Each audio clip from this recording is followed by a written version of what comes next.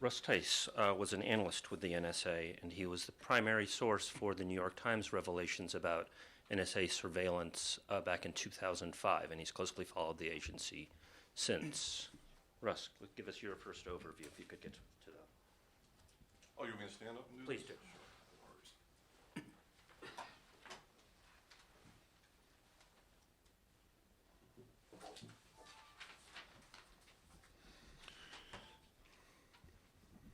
I think the first thing I'd like to say about the president's speech is where's the pushback?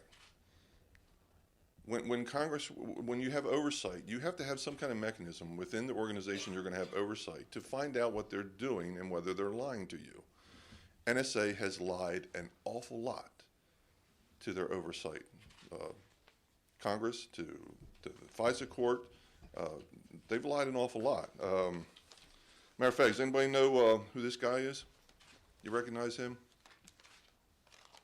That's Frank Church, Senator Frank Church. You've heard of the Church Committee? He was the guy who was the chairman of the Church Committee.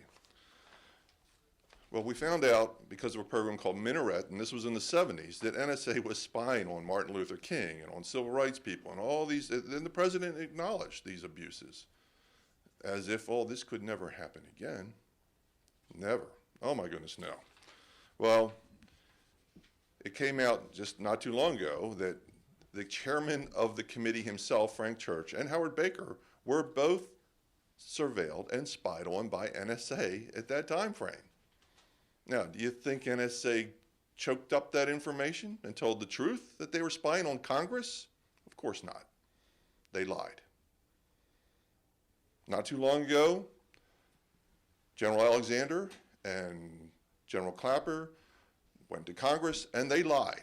And they said, we do not spy on American citizens. We don't give any kind of information. Yes, Alexander did it too with Representative Johnson. So they have a history of lying. We have no pushback as to when the oversight committees and Congress goes, they rely on NSA to tell them what they're doing. So when someone commits a crime, the criminal does not often just volunteer the fact that they've committed crimes. NSA has committed crimes.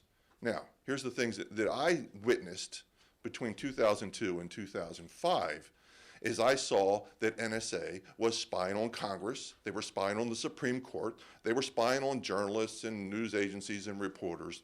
And these were targeted spying, where they would go after their phone conversations and their computer communications, word for word, and they were going after the Supreme Court. They were going after admirals and generals, especially at the 3-star level. One, in 2004, summer 2004, in my hand, I saw a bunch of phone numbers associated with some guy I didn't even know. He was a wannabe senator from Illinois. He had won his primary. And I looked at this and I said, who the hell is this guy, Barack Obama? I don't know him. We had to find out. We had to look it up. Well, he just did this big, immaculate speech for the Democratic Convention at the time. For the presidency. But apparently that was probably the catalyst for his becoming a target. So don't tell me there's been no abuses. Now the president says, oh, well, if there has been abuses, that was under the Bush administration. Oh, we don't have to worry about that anymore. But once again, there's no pushback. I mean, now we have reports of things going the other way, or this partisan nonsense where the IRS is involved in going after people, and these, sniping and partisan nonsense that you see, whether Democrat or Republican back and forth. Is the NSA being used for that information as well? I noticed General Petraeus got nailed for having an affair. Where did that information come from? I saw the information where Petraeus was being wiretapped also in 2004 when he became a 3-star general. Was there some kind of a little, food fight or something within the intelligence community?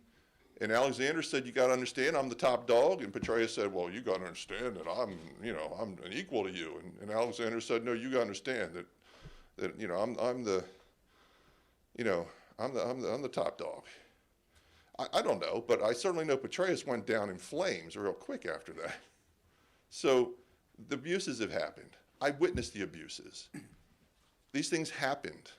Now, They happened on the sly. They happened in the evenings. I know this because I held the documents in my hand where they plugged the phone numbers in, and then I saw the spit out from the system that was doing the abuses, where they'd have the phone number and then they'd have the database or the analog to digital systems they were putting into digital. They'd have the receivers, the recorders, banks of recorders the information was going to, and then they would have numbers that related to the storage of this information. And oh, by the way, in the past, NSA would have loved to have done this 10 years ago. They didn't have the capability. One of the main reasons they didn't have the storage. Well, guess what? That big facility there in Utah, 2 billion plus, that's the storage for this. That's where they store it all. Mr. Benny could tell you, if they just wanted metadata, they could use a building this size and they could do metadata forever. But data is what they want. And right now, here's the other thing.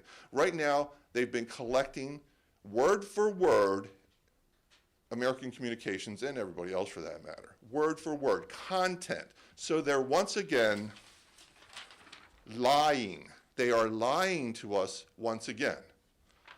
That's the problem. You cannot trust these people. They lie, and they lie a lot. So that's what's happening right now. NSA is lying. They fall back to the next line of defense when Mr. Snowden's revelations point out this or point out that. And then once that wall is breached, they fall to the next line of defense. But there's no pushback. Now, when they say they don't collect everything, well, you know what? That's kind of true. And they do ferret things out, just like your computer ferrets out spam.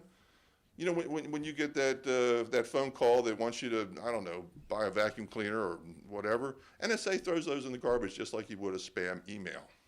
So technically, and they don't, so, you know, if you don't want your phone conversation being listened to, just say Viagra or Cialis or something like that in the conversation and write it on an email at the bottom of your page. They'll kick that out too. But they have the capability, they're doing it, and they're lying about it. So when the president says he's going to, put these people, he's going to have somebody in the White House who's going to be a SIGINT representative, who is this person? Is it going to be a shill of the White House? Is it going to be a rep from the intelligence community? Is this person really going to be objective in what they do? The oversight board that they've just set up, if you look at the people involved in that board, you'll see that those people are not objective, that they all have stakes in the intelligence community or the industrial complex. And oh, by the way, today is the anniversary of our former president's speech about the national industrial complex. Beware. Well, I would add intelligence to that, by the way. Now, Eisenhower. That's right. So these things are happening. We have no pushback or capability to know when they are lying. Are we going to find out about what I'm telling you 40 years ago? You know, it's easy when I said this 10 years ago when I was coming out with this, almost 9 years ago. And they said that Russ Tice was insane. 9 months after my routine psych eval, which I passed with flying colors, once they realized that I found out about what they were doing, they sent me to an emergency psych eval and said I was nuts. So then when you folks in the press would hear what I'd say, they'd say, oh, do you really want your source to be a nut job? Yeah, you guys in the press are going to go, oh, crap, the guy's a nut job. We can't print that. These guys, when they said something, they said, oh, they're disgruntled. Oh, disgruntled employees. They had a pet program and their program lost. They're disgruntled. Disgruntled employees because their little pet peeve project didn't make it. Well, now Mr. Snowden has thrown all that. He's put light on it all. He's used their own documents, their own NSA documents, to prove that we've been correct all along. We're not lying to you. They're the liars. They've been lying a lot, and the proof is there. So it's your job in the press to dig this up. And every time I see Alexander or Hayden or something, and I see just some of these softball watermelon questions that are being thrown to them, and I just, I'm like, you guys in the press, you're the fourth estate. This is the National Press Club. Do your job. Ask the question. Now, does that mean that you're not going to make it to the White House, I don't know, whatever the hell they call it, where they invite all the press people and they make jokes and whatever. It might be. But you know what? A real reporter doesn't go to something like that. A real reporter doesn't get invited because you did do your job. So I hate to say this, it's kind of my indictment on you guys to do your job. These guys are lying. It's your job to dig it up. I'll do the best I can to tell you the truth, and hopefully there will be more of us. But Mr. Snowden, and then like this would be happening without Ed Snowden? Come on, Mr. President. Does anyone believe that? Of course, it's nonsense. So, they're lying. Russ, you made the point to me about this program. Oh, yeah, I wrote that, this program. Because I think the important thing for us to do is to break down what the president said and where the fault lines are. Well, here's the thing. The president mentions this program, and did he explain what this program was? I kind of think he's talking about our program overseas and what's, against foreign but NSA has multiple programs. Everything is caveated. The program that goes after, and you can see this with Mr. Snowden's release of documents, all the cover names, PRISM, and the one that came out today, Dishfire, and all these things are segmented into different segments of capability. So what program is he talking about? Is he talking about the program that we're due overseas, which is different than the nodes that have been set up in the United States with all our telecommunication companies that Mr. Mark Klein revealed of one of those nodes in San Francisco?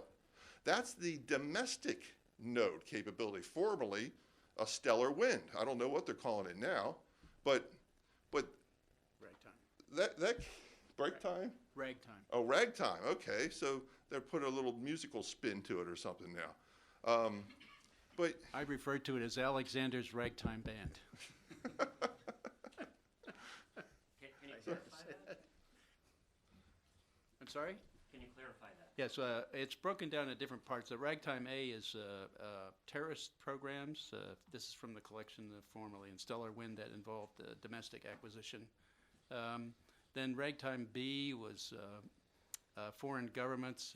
Ragtime C was some other, can't remember. It's on the web if you want to look at it. Then Ragtime P is the domestic side of internal U.S. communications.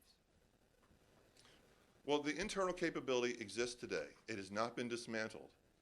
I have a feeling when he says this program, this program is not the domestic program he's talking about, because that program has been used in the very recent past to collect everything that we're saying, except for, of course, the stuff that gets thrown out as spam. Word for word, content.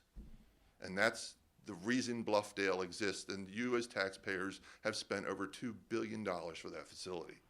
So, multiple programs, you don't know what he's talking about. There's no pushback when they say they're going to have oversight. As far as I'm concerned, we take these nodes and domestically that have been set up, and we unplug all of them. And we take the systems and we put them in a field and we get B-52 bombers to blow the hell out of them. That's what I would do, and to assure the American people that these things are not going to happen anymore. But it doesn't look like the system, the Big Brother connection has not been unplugged. The Big Brother connection is going to be there. And even if you believe this president is the most benevolent president on the planet, what about the next guy or the next gal, 3 or 4 presidents down the line? What about the kid who becomes president and secretly admires Richard Nixon as his hero, or worse, Stalin, or someone like that? What about then? Because NSA will be the lifeblood of a totalitarian United States if it comes to that. NSA will be the heart pumping of that monster that's being created. We have to tear those veins out right now before that monster is born and that monster grows up, because the mechanism is there. All we need is the flesh and blood to fill it out. So that's what I have to say.